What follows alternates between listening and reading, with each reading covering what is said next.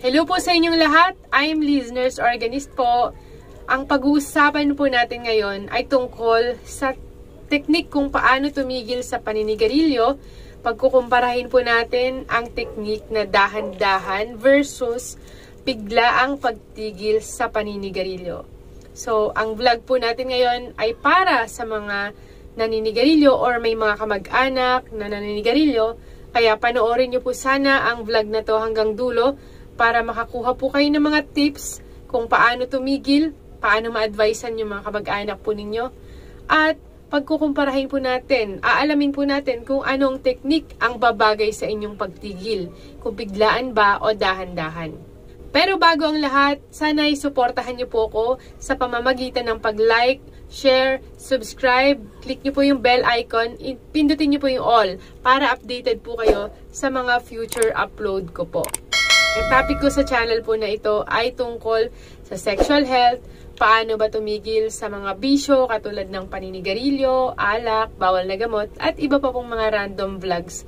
Sana suportahan niyo po ako. Pwede rin po kayo magpadala ng gift sa pamamagitan po ng pag-click sa super thanks para po ang lahat po ng malilikom po natin dito ay maitutulong po natin sa mga susunod na panahon sa mga taong nangangailangan.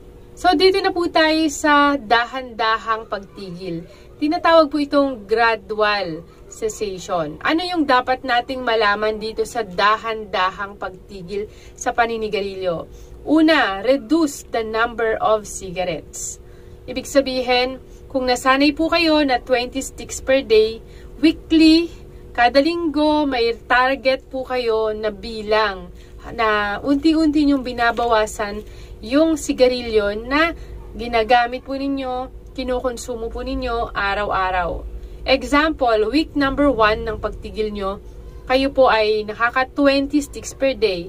So next, week number 2, magiging 15 na lang. Week number 3, 10 na lang. Week number 4, 5 na lang. And week number 5, 0, wala na. So unti-unti nyo sasanayin yung inyong katawan sa pagkawala ng nikotina. Number 2, paggamit ng nicotine replacement therapy. Ang nicotine po kasi, yun po yung substance na nakaka-addict. Kaya yung iba, hindi nila maiwas-iwasan ng sigarilyo. So, imbes na sa sigarilyo nyo po kukunin yung nicotine, gumamit na lang po kayo ng mga produkto na nagtataglay din po ng nicotine. So, ang ginagawa po ng nicotine replacement therapy or product na mga ito ay para hindi kayo makaranas ng napakaraming simptomas na pwedeng maramdaman ng taong tumitigil sa paninigarilyo. Mahirap po kasi ang pagtigil, lalong-lalo na kung kayo ay nasanay sa napakaraming sigarilyo. Pag bigla nyo kasing ititigil ito, pwede po kayo makaranas ng napakaraming simptomas na hindi kaaya-aya. Kaya, pwede kayong gumamit ng NRT product, katulad po ng nicotine patches, nicotine gum, nicotine lozenges, or puff.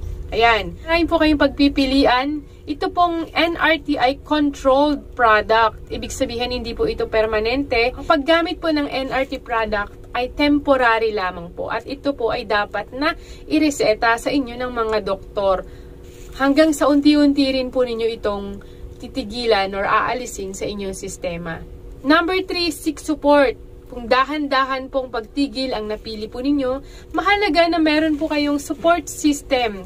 Kaya hanapin nyo po yung mga kapareho po ninyong tumitigil na. So, meron po akong Facebook group na discover. Lagay nyo po sa comment section ang hashtag support group para mailagay ko po kayo, mabigay ko po yung link ng Facebook group na pwede nyo po salihan para makahingi po kayo doon ng suporta, ng advice every time na kayo po ay nahihirapan sa pagtigil sa paninigarilyo. Bukod sa Facebook group, napakahalaga rin po ang suporta galing sa mga totoong kaibigan, totoong kapamilya, or mga healthcare professionals na pwede ninyong hingan ng advice sa inyong pagtigil ng dahan-dahan.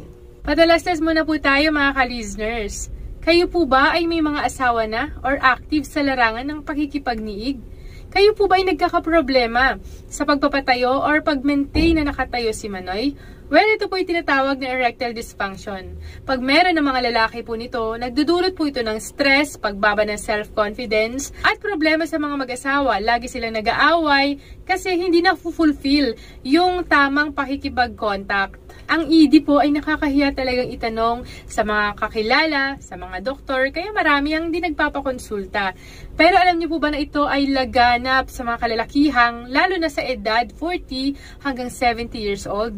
Kaya kung kayo po ay nakakaranas ng erectile dysfunction, huwag po kayo mag-aalala dahil meron pong isang kumpanya na tumutulong sa napakarami nating kababayan sa buong bansa para magkaroon ng lunas dito. Ito po ang tinatawag na Go Rocky. Tumutulong po sila para malunasan yung problema at magkaroon po kayo ng better sexual performance sa inyong mga partner. This is fully online, so huwag kayong mag-worry na pupunta pa kayo sa doktor, hihingi ng reseta, or bibili pa sa pharmacy. It is easy, affordable, and discreet. Hindi malalaman ng iba na kayo ay nag-order ng gamot. Ang gagawin nyo lang po para makakuha po kayo ng gamot ay i-click nyo muna yung link dito sa description ng video na to at sagutan nyo po yung 4-minute assessment. Pag nabasa po ito ng mga doktor at naaprubahan po kayo para mag-take ng gamot, okay, magbibigay ang doktor ng reseta at ang Go Rocky na po ang bahala sa lahat. So ano pa pong hinihintay nyo? Click nyo na po yung link sa description ng video ito and get ready to go hard with Go Rocky. Dito naman po tayo sa biglaang pagtigil sa paninigarilyo. Tinatawag po itong cold turkey. Search nyo po yan sa Google. Ano po yung mga dapat nating malaman? Number 1. Set a quit date. Kailangan magpasya po kayo ng eksaktong date ng pagtigil. And once na narating nyo po yung petsa na yun, kunyari, February 15, titigil ka na.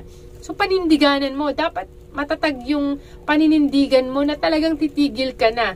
Hindi ka na kailanman titikim pa ng yosi. Kailangan malakas yung fighting spirit mo na wala na talagang yosi after ng February 15 na target day mo. Another thing, number 2, i-remove mo lahat ng mga triggers, lahat ng mga tukso na nagpapaalala sa'yo ng paninigarilyo.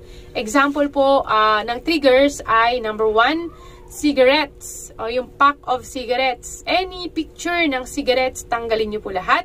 Number 2, lighter. Number 3, ashtray. Kaya pati po yung mga tao na naninigarilyo, lumayo ka muna sa kanila. Kasi once na makalanghap ka ng usok or once na inalok ka nila ng sigarilyo ng mga tao na yon, mapapayosi ka at hindi po ito makakabuti sa'yo. Mag-fail ka po sa pangarap mong tumigil sa paninigarilyo. Number 3 na dapat nating malaman sa biglaang pagtigil ay stay busy. Magpaka-busy po kayo para hindi nyo maalala ang paninigarilyo. Imbes na kayo po ay naninigarilyo dyan, so gumawa po kayo ng mga bagay para maging busy po kayo, katulad po ng pag-exercise, pagtakbo, pagbabasketball or any sports. Ganun din po, gumawa po kayo ng mga hobbies ninyo. Pwede kayong matuto ng iba't ibang musical instruments, mag-journal po kayo, mag-diary, o kaya naman po matuto ng mga skills na pwede ninyong gamitin para pagkakitaan or para magamit po ninyo sa inyong buhay. Ang goal po kasi natin dito, maging busy ka, hindi mo maalala yung paninigarilyo. Ngayon, ikumpara na po natin yung dahan-dahan versus biglaan. Kapag dahan-dahang pagtigil, mas madali po ninyo itong magagawa, mas less yung mga withdrawal symptoms, at makakapag-adjust paunti-unti yung katawan po ninyo sa pagkawala ng nikotina at mas konti yung simptomas. Ang dahan-dahang pagtigil ay bagay po sa mga tao na naninigarilyo ng greater than 15 sticks per day o kaya naninigarilyo ng sobrang tagal na panahon na. So para sa inyo po ang dahan-dahang pagtigil. Ngayon, para kanino naman po ang biglaang pagtigil? Ang biglaang pagtigil sa paninigarilyo ay bagay po sa mga tao na konti lang ang nasisigarilyo everyday. At ganoon din po, yung recent lang natutong manigarilyo. Bagay po, para po sa inyo ang biglaang pagtigil sa paninigarilyo. Ang importante lang po sa biglaang pagtigil ay talagang malakas yung loob po ninyo, yung matibay yung paninindigan nyo na talagang titigil na po kayo sa paninigarilyo. And bilang conclusion sa vlog po na ito, yung pipiliin po ninyong paraan ng pagtigil ay nakadepende sa kagustuhan po ninyo. At depende sa kung gaano karami yung nahihit-hit nyong sigarilyo every day. Ang pinakamahalaga po dito ay yung accepted nyo na talagang kailangan nyo nang tumigil sa paninigarilyo. Yan po ang pinakamahalagang bagay po na dapat po ninyong gawin. Kayo na po ang bahala ng technique na pwede ninyong gawin, kung dahan-dahan ba or biglaan. Basta sinabi ko po yung mga tips kung anong dapat nyong piliin. At saka po, napakahalaga na palibutan ninyo yung sarili ninyo ng mga tao na makakatulong sa proseso ng pagtigil nyo sa paninigarilyo. Like, mga kapareho ninyong tumitigil, yung katulad na sinabi ko na sa Facebook group. Ganon din po sa family, sa friends, piliin nyo lang po. Yung supportive dapat ang piliin nyo. Huwag yung tinutuya kayo or inaasar kayo or tinutukso kayo. Iwasan nyo po yung mga ganun tao. Yun din po, kung dito talaga ninyo kaya, okay, magpakonsulta po kayo sa mga doktor or humingi po kayo ng payo sa mga nurses, health professionals na katulad po ng yung inyong lingkod, tumutulong po ako sa napakaraming kababayan natin sa pagtigil sa paninigarilyo. Yan, tandaan po natin, prevention is better than cure. Gusto ko po kayong maging malusog.